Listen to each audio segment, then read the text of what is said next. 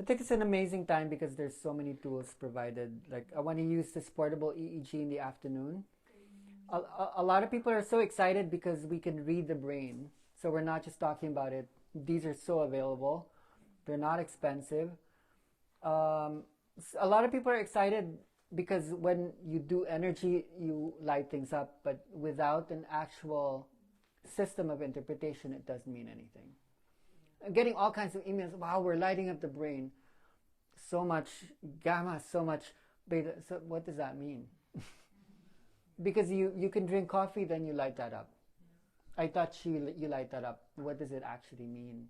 So now we need to move into an understanding of the waves. Um, um, so space and time. It's interesting because they're locatable. Um, who asked about ADHD? Okay, all right. So let's relate that. Um, ADHD often shows up when um, there's too much delta when you're awake. So delta normally shows up. Sorry, I put these down. I don't know where the notes went. So that's now why I'm just talking about this, and this might be the time you might need a notebook or just absorb really well. Delta usually shows up in slow wave sleep. And when it shows up, it's not localized. It spreads across the whole brain. So people with attention disorders, it means their delta states are too high when they're awake. So even though you would want to experience delta because it's deep meditation, when you express it while people are awake, then they lose focus.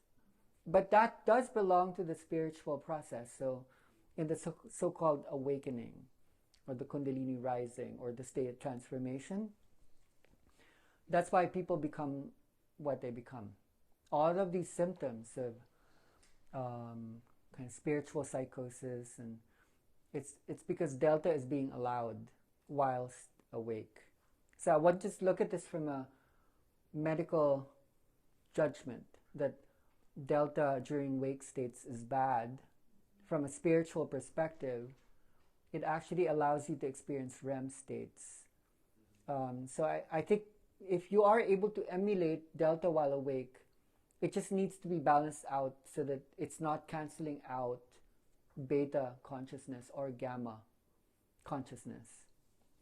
A lot of it starts in the thalamus region of the brain, so it's still like inside, like the forebrain part.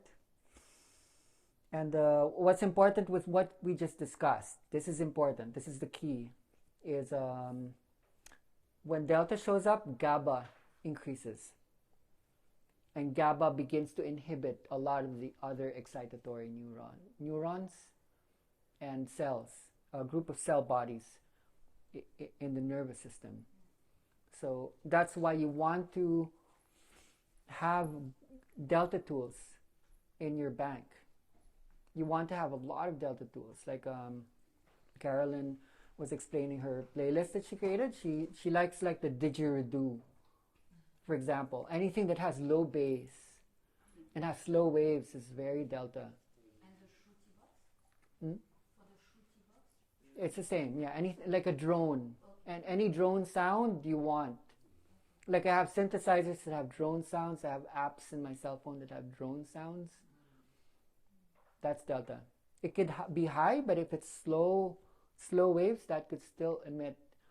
You don't need to be strict about the hertz level or the frequency. Anything that creates that meditative, deep sleep consciousness is delta.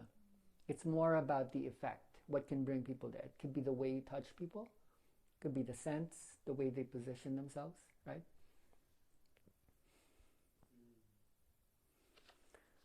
What did you say balances it out? Delta.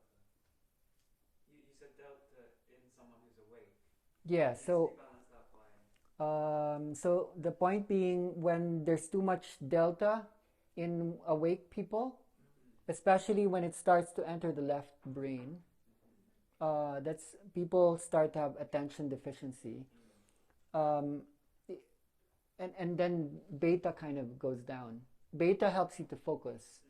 So if delta is appearing even when you're awake, if you can hold enough beta at the same time, then you can be focused yet relaxed.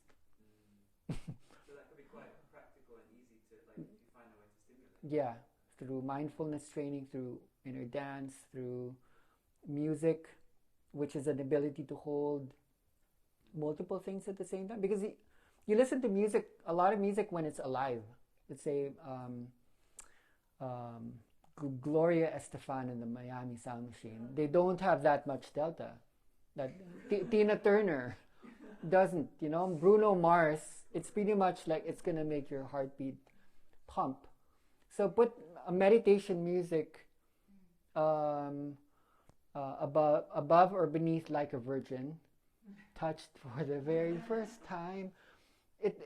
It's not about you're still balancing it out, but maybe speed that up a bit. You actually have an inner dance playlist right there.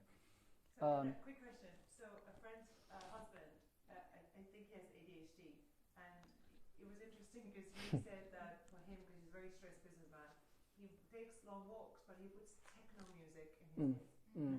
Yeah, Is that because yeah, he has exactly. low delta and Yeah. he needs to, something He has high delta, and then he needs to so increase he's the beta different. power. Yeah. Yeah. How fascinating. That's it. That's balance. Yeah. I'm like, really? Everyone's discovering this now intuitively. But is that good enough, or would he have to mix? Like, No, that's it. That's it. That's it. Okay. Even exercise itself raises beta power. I find that really fascinating. Certainly in Scotland, it's like the misunderstanding is that they're too fast, therefore they need to slow down. Yeah, So they're trying to increase Yeah. more delta into the overstimulated delta brain. Mm-mm. And I'm wondering why it's not working. Yeah. Sauna is the best technology for this.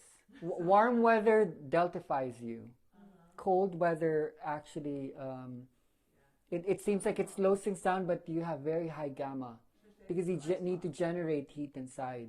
So when you go into sauna, you're creating a mix of delta and gamma. Like you jump there and then you go back there until, because it's not in between. You feel relaxed and in between, but it's because you're holding super hot and super cold. Don't think of temperature, think of brain waves when you go to the sauna. Okay. Delta is sauna and gamma is the cold. Yeah, yeah. So could you play dance music in sauna, and it will also Oh yeah. have effect? Just protect your machine. I think it should be, although it's not needed, but it should be interesting. People like to drink beer and roast sausages and talk to each other, but what would that do? People go into the King's Chamber in the Great Pyramid. Yeah. There's like how many saunas are here? That make it a sound sauna or something. We're gonna have to add now Mm-hmm. British music into the sauna. But it's here. It was mind blowing when realizing that even in the hottest summer day, we would warm up sauna and go even in a warm environment, and in the cold winter day, we would dip into the ice to balance, like to have actually activating from the other end to activate the other one. Next is theta. So 4 to 8 hertz. Too much theta in wake states also leads to ADHD. Theta is what you experience when you're getting drowsy or sleepy. Okay? When you, especially, normally if you are going to have theta, when you're awake it's going to be in the right brain, because the right brain is a lot more chill, and then this is like a stressy. So too much theta in the left generally leads to people who become messy. Because this is supposed to be organizing. And then when you put like relax, but no, I'm supposed to organize, then people get very, organization goes down. Okay. This is interesting. In kids, theta is actually spread across the whole brain. And then when you go into preteens, it starts to go down. So in adults, theta usually only shows up when in the first stages of sleep. So if you do want to become like a child, then have theta. It's just that you're going to be messy. But that's interesting. Don't generalize that theta in adults is the same as theta in kids.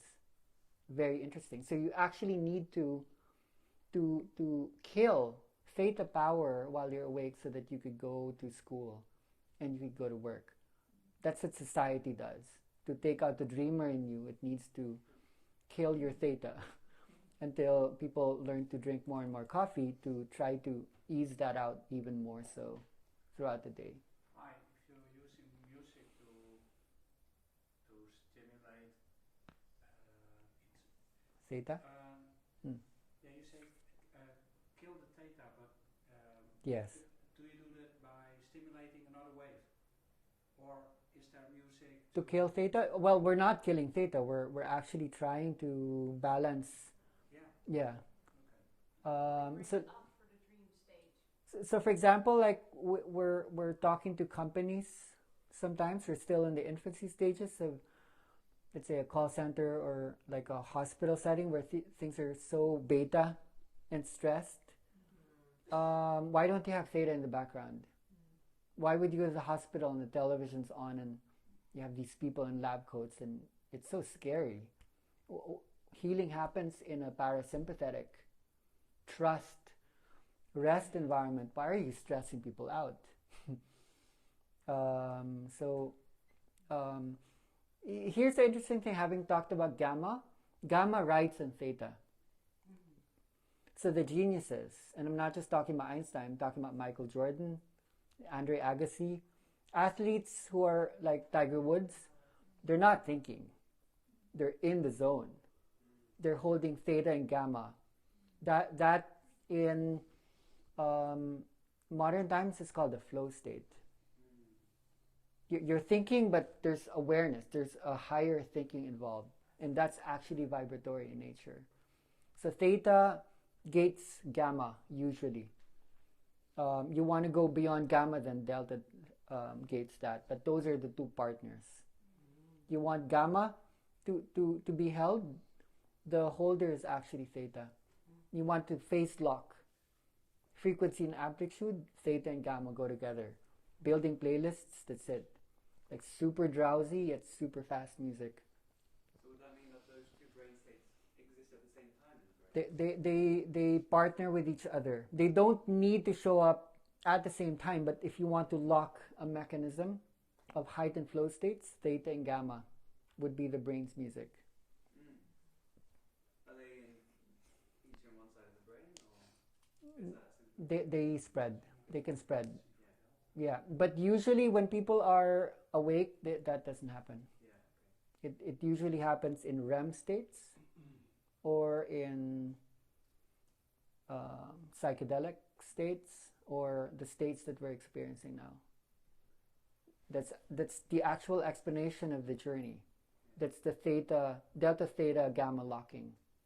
What we have pushed away would be a lot of the alpha and beta waves, which is usually what's operating when you're awake. You can see the sense now. The slowest and fastest show up normally only when you're super sleeping or super flow. But when you're awake, the normal brain states is alpha, beta. Alpha is even rare because we'll talk about that when we're there. Okay. Here's where it becomes interesting for Yana. And for a lot of you who are working with people with dementia and Alzheimer's, theta shows up in the hippocampus region. The hippocampus is responsible for memory. So theta is there mostly for memory consolidation. It helps you to store short-term memory so that it becomes long-term memory. So people who are not able to access theta well, they forget But if you help them to remember. to raise theta, they will remember what was there, or is it? Theta normally emanates from the hippocampus region and the entorhinal cortex. Now, these are the two areas that's responsible for what we were calling place cells or grid cells, which helps you to remember, okay, where am I? Yeah. So in the morning, we were talking about her dad. He has to write down the notes so that he doesn't forget an hour later. He has damage in the hippocampal and entorhinal cortex region. That's normally difficulty as well on emitting healthy theta waves. So theta is really important but that actually only shows up when you're really relaxed, getting sleepy, getting drowsy. Memory storage, transduction, and information processing, a lot of that happens when we're going into the in-between wake and sleep mode. That's why usually when you're waking up, you have a lot of good thoughts because you're able to draw from the memory banks. It's not just because you were sleeping, it's because you're experiencing a lot of theta when you're beginning to wake up. So when you try to hurry that, you lose a lot of the insight that you were holding in dream time. Now I understand. Somebody told me we have people who cannot remember what happened yesterday, the day before. Mm-mm. It's totally blank. But he said mostly that are people who are in survival mode. Yeah. They are so Yeah. stressed Yeah. all the time. You're not accessing so the. they don't have much data, so Mm. they don't remember what happened. Mm. And there's sleep problems as well. Mm. From things like my mom who has problems with this. Mm. Mm. And then she's not, maybe she has to Yeah. take sometimes sleeping Yeah, pills yeah. to get down to To the force it. theta, and The then problem is when you become dependent on the pills, you're actually creating a dependency, so your body is not able to generate those waves or those chemicals because of reliance. You just rely on the pill. So that's a form of addiction.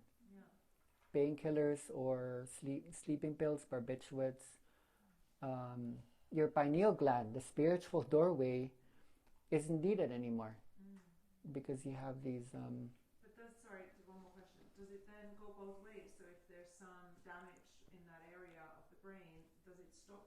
Does it inhibit sleep because of the damage, and then the not sleeping inhibits the theta?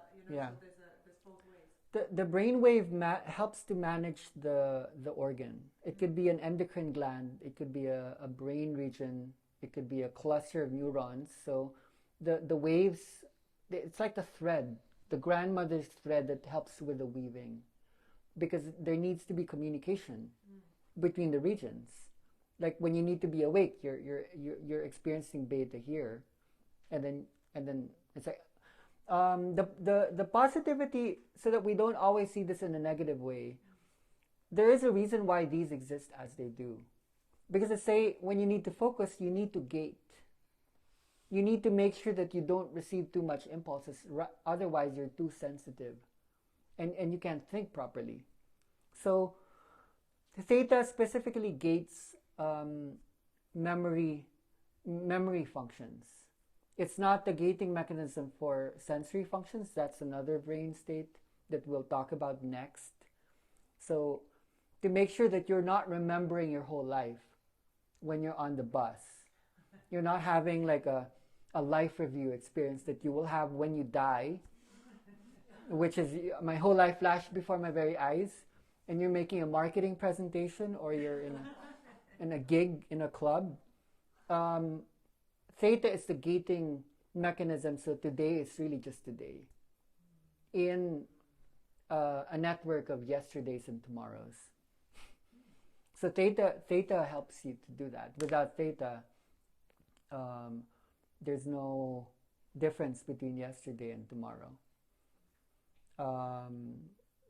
Children who have so much theta in their brain, their memory functions are not the same. they can't place differentiations between here and now.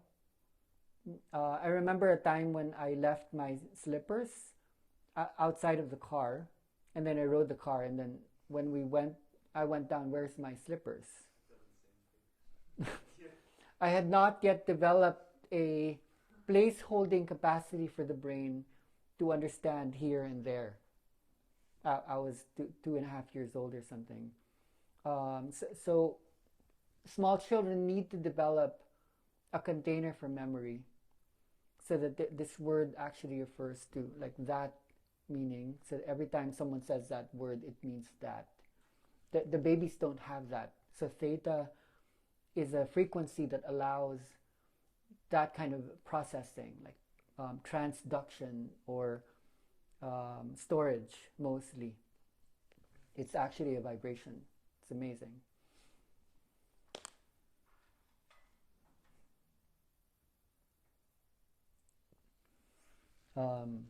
And so lastly, like what she said, theta is incredibly reduced in stress and anxiety. It's one of the first things that goes away faster than alpha power.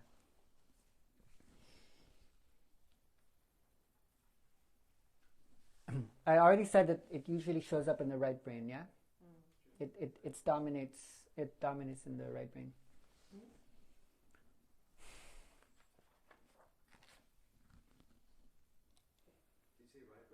Right brain, yeah. Okay, so this is usually the most often talked about alpha waves.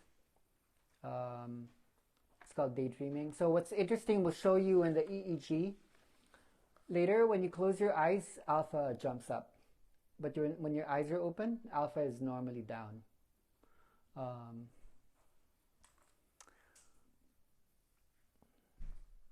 Alpha is normally in the right also. Anything that's more relaxing, it's usually in the right. But when you start to get stressed out, it shows up here.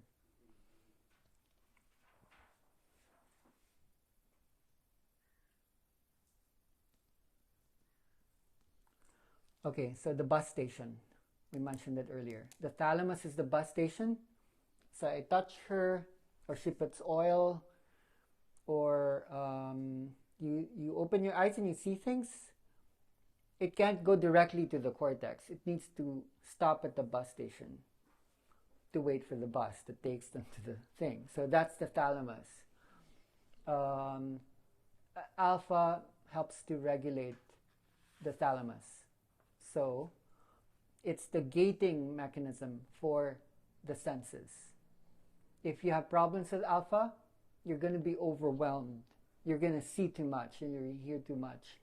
It's like oversensitivity.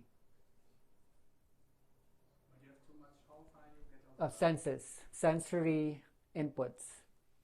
Like the world, the sense is overload. Right? The visual sense, the auditory sense. You know this. Sometimes you're that. Sometimes you see people there. It's like, I can't take it. It's too much. That means your alpha band is low. So if you close your eyes, alpha band goes high, and then you have a better gating mechanism. So that means that when Yes. you can see and you can hear Mm. much, Yeah. that's coming. That's when your alpha is not in a good place. Okay. That's in So people. I got the experience about this Yes. with my first level of Reiki, Mm. and where I start Reiki. to Mm. see Yeah. visible thing, and I start to hear Mm. everything, Mm. but it's too much. Mm. Yeah. But it is with alpha. Mm. Yeah. So like I said, when you close your eyes, alpha starts to elevate. It's because you're shutting off the input. So even when it means that even if alpha is low, it's being used to gate the senses, what's coming in. It's like you're trying to close the gate, because if the gate is too open, you don't want everyone to go into your bus station. It gets overcrowded and the timings go all weird.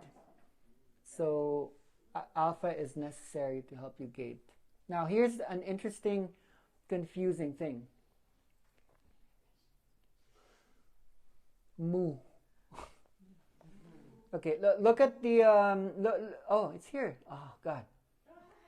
Alpha has. Oh, I know why. It's because I'm supposed to press the buttons. So it's there. You all get links to the prezzies. And then if you want to review, then you just press. After this, you want access, then you press, and then you photograph. For now, okay, don't look at this because we went over it. It's the 8 to 12 hertz. Now, when I go to mu, it becomes 7.5 to 12 hertz. So,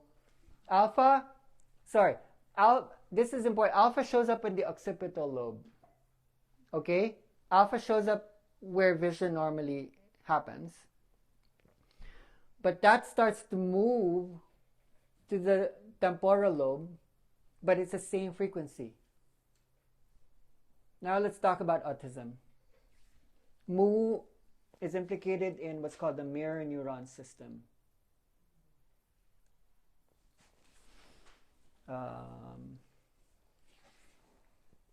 Inner dance happens in mu. Okay? Now, who knows about the mirror neuron? Okay. It's what allows you to build empathy and feel into other people's. It's like looking at the mirror. So it's not just me. It's like it helps me to. The mirror neuron helped you to conceptualize, to actually go into a more virtual level of thinking, another realm of thinking, so that abstract thought could be possible. Let me give you an example of an abstract thought, like freedom, truth, love. Do you know what those are? But are they concrete? What's the color? What's the texture of love? It's a concept. It's an abstract. The mirror neuron system helps you to create another level or another layer of thinking. So, let's say you're watching me play basketball.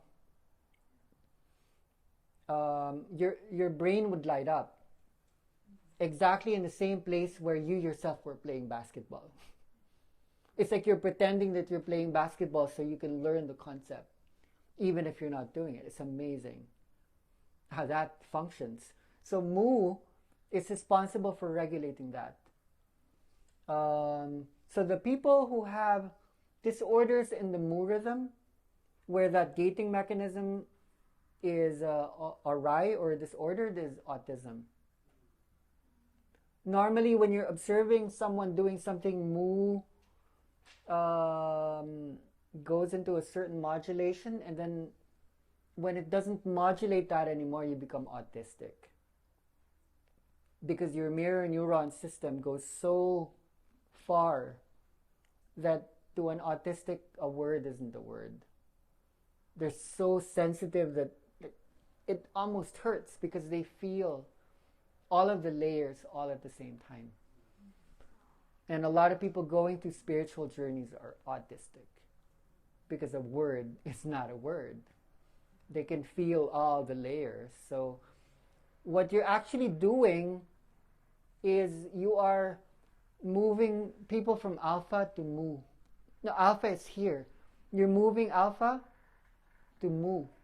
And mu only usually shows up when you're sleeping as a prominent, That's how we're making people autistic. And autistics are geniuses. But they're hyper sensitive.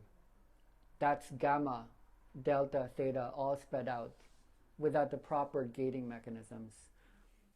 They have a hard time to sequence things one at a time. Okay? Now we move to the worrier, analyzer, overthinker. It's here in the left. That's where that's daddy's office.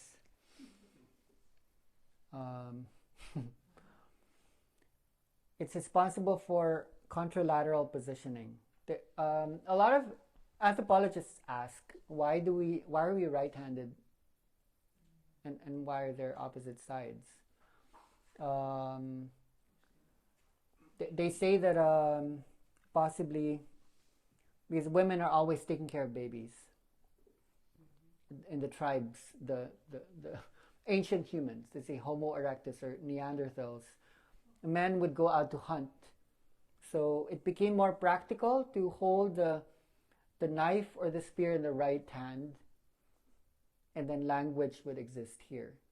Women don't have that capacity because they're cooking and they're holding one baby and they're tending to the bonfire, so they're more ambidextrous.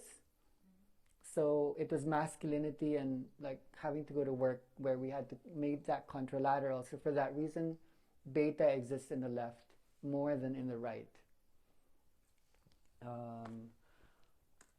And then too much beta in the right, if you move that, mania happens. So it actually belongs more here if you're not able to balance it out anyhow. So some of these things that we talked about, migraines, temporal lobe, that's where the auditory cortex is. When it starts to move from the frontal lobe to the temporal, people are stressed and anxious, they can't sleep. Then they get migraines. Okay, so there are different forms of beta. There could be low or high beta. So low beta isn't so bad. It's just like just there. Yeah. Is it supposed to say right brain delta equals anxiety, or should it be right brain beta? Right brain delta is anxiety. Should it be left brain? Yeah, because left brain delta is. I was just asking because it's in the beta slide. Oh, right brain beta. Yeah. Sorry, yeah. Right brain beta. Yeah. Sora. And it's not generalized. It's often like localized. Yeah? It's not spread out. You wouldn't actually want to experience what spread out beta is. That's like multiple migraines. Could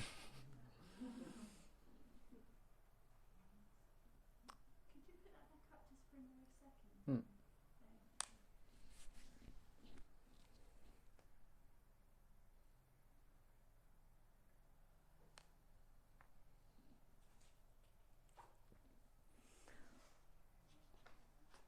Okay, lastly, you guys have these slides. You own it. 30 to 100. Some people are capable of more, but you need to go into near death almost to experience that. Some of you have been having that. As I said, it's normally spread out. It's not localized.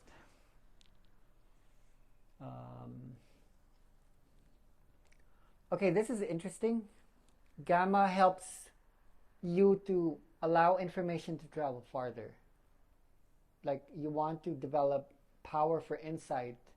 Gamma helps in the creating greater distance between pockets of information, leading to insight, helping you to see more.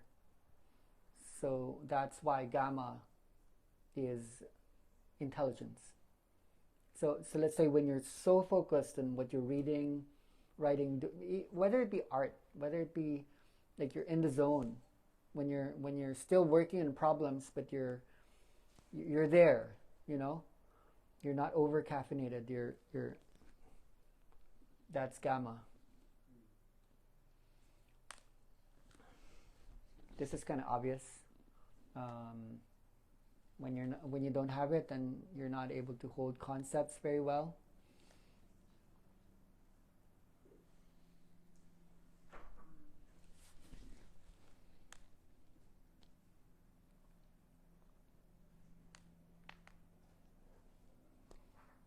Yeah.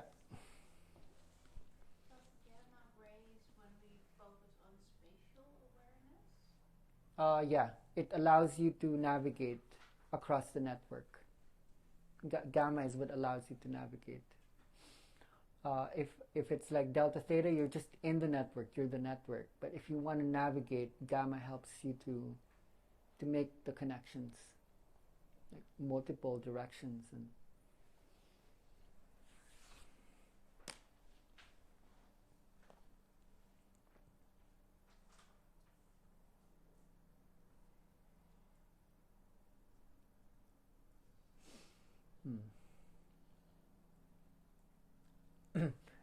It's real. Its highest function is to bind.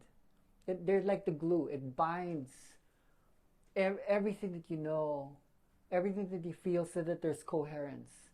There's like a unified perception.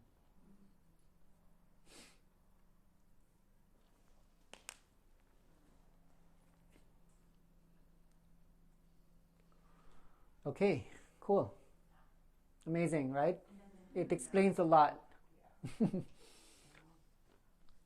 You have to connect this with all the others. It's like, wow, okay, I can. These are the tools. So you can see tendencies in society when you think what we're listening to. Yeah. And like what it does to people. Especially with like, It's almost just stating the obvious. But then if it's not worded out, they all just get muddled together. It looks like mud. This is what I mean about reverse engineering. When you dissect, when you look at the parts, you can actually see the whole. But when you're just looking at the whole, which is what the mind normally does, it's like it's integrating everything. It's not always clear to see how to respond to the things that's, you know. Because otherwise you would tell that ADHD guy, using techno, no, put some really meditative music when you walk in, for God's sakes, what are you doing? Yeah. But it's going to stay, like, you know, it's like if you don't understand, like my first reaction was like, oh, that's not good for you. Yeah. You should listen to some. Yeah. That's their innate intelligence. Yes. Yeah. And that's cool. Yeah.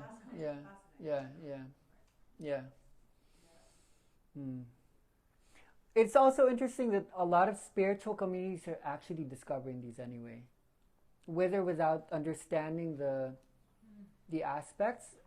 A lot of people are coming near to breaking thresholds, going into intensities, or the problem is when people get too literalizing. So then they try to isolate things and okay, that's what that does. I'm just gonna go into theta right now. I'm gonna do theta healing, or it doesn't understand that you're not looking for one. What you want is the spectrum. You don't want to cancel anything out. It's like when we started studying anatomy, taking the body open and taking one organ and looking inside of that and understanding about that one organ, but then again it's connected to everything else. How does it connect to everything else? You cannot just explore that one part to know something about it. Facilitators need just basic elements of all of these small things, and then naturally put it together. You don't even need to make sense of it. It's gonna be useful when you're there already. When you're holding bodies, something will guide you because this higher space is already integrating things.